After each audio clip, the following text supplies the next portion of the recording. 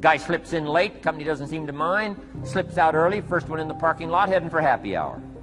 Stretches his break, comes early for lunch, late back from lunch, company doesn't seem to notice. Guy says, best as I can calculate, I'm putting in about a half a day's work and I'm collecting a full day's pay. And the guy says, I got it made. Little does he know the seeds of his own disaster are already being sown by the weakness of his own personal philosophy. The activity is the miracle-working piece.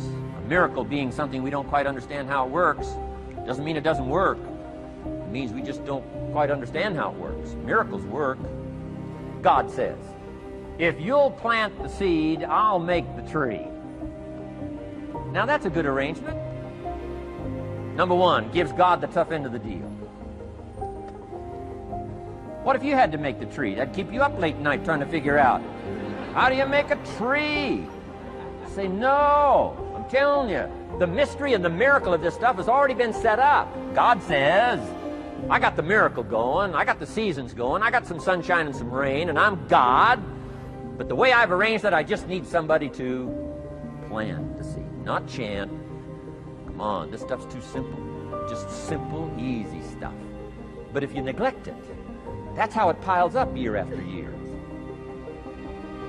Turning wisdom from your philosophy and inspiration, the strengthening of attitude, faith, courage, commitment, all this stuff that comes from attitude. If you're willing to take these two qualities, philosophy and attitude, and invest it into activity, you can have a miracle. Anything short of that, no miracle. Wisdom doesn't perform a miracle. Attitude doesn't perform a miracle. The only thing that performs a miracle of increase called equity is called putting wisdom and attitude into discipline, into labor. This labor now can perform a miracle. And here's the two parts to the labor. One, do what you can. Number two, do the best you can. Can't give you better advice than that. Number one, do what you can. You just got to go home and make a list after today. And here's the question to ask as you make this personal list. What am I not doing that would be easy to do? That could greatly change my health, my wealth? What am I not doing I'm neglecting that would be easy to do? And if you'll pick up the activity part, the miracle working part, plant the seed part, take care of your part. The soil will take care of its part, the seed will take care of its part, the seasons will take care of their part, the miracle will take care of its part. If you'll take care of your part, called putting it into activity, action. Works miracles. 2,000 years ago, on April 13th, one of Jesus' disciples.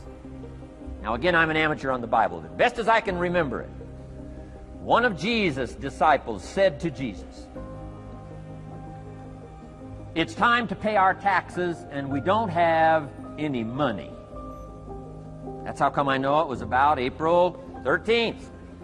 To this statement by his disciple, Jesus said, best as I can read the record, Jesus said, no problem. Now, why could he say no problem? Well, word has it, he was a miracle worker. Word has it, if you're a good student of history, word has it, he was a miracle worker. If you handed a problem to a miracle worker, what would he be inclined to say? No problem. You got to hang out with folks like that. I belong to a small group like that. We do business around the world. You hand these guys a problem, they say no problem. What? How many books would they read to solve it? Many as it takes. How early would they get up? Early as it takes. How much information would they get? Much as they needed. So it's what? No problem. You got to hang out with folks like that. Jesus said, this will be no problem, the tax thing. He said to his disciple, it's simple. Go fishing. Wow.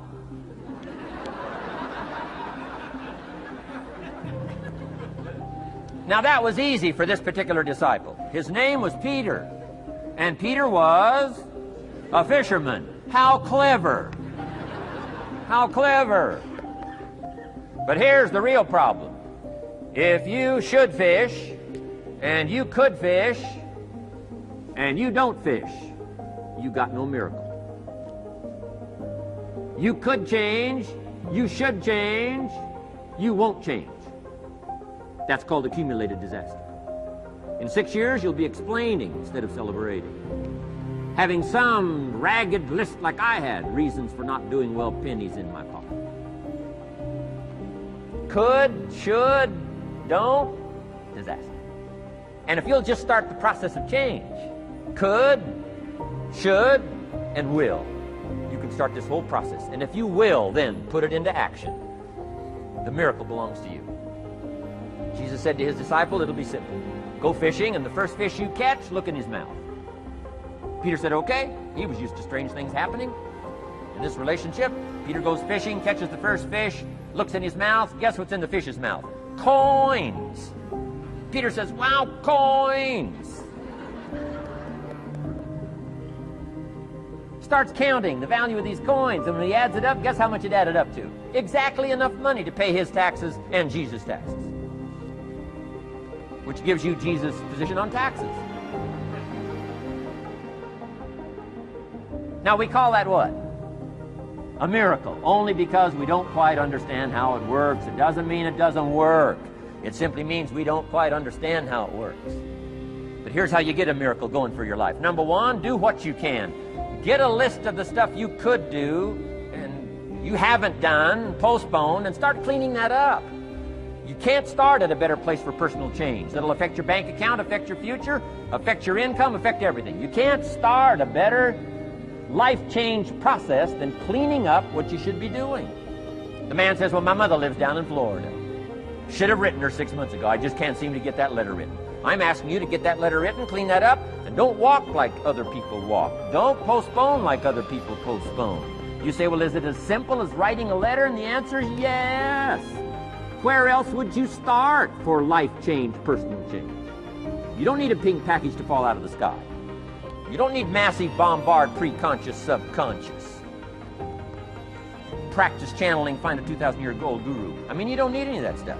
Pass on all that. Kids are afraid of that stuff. Too much of it, you'll be out on a limb with Shirley. I mean, don't pass on all that stuff. This stuff's too easy. This stuff's too simple.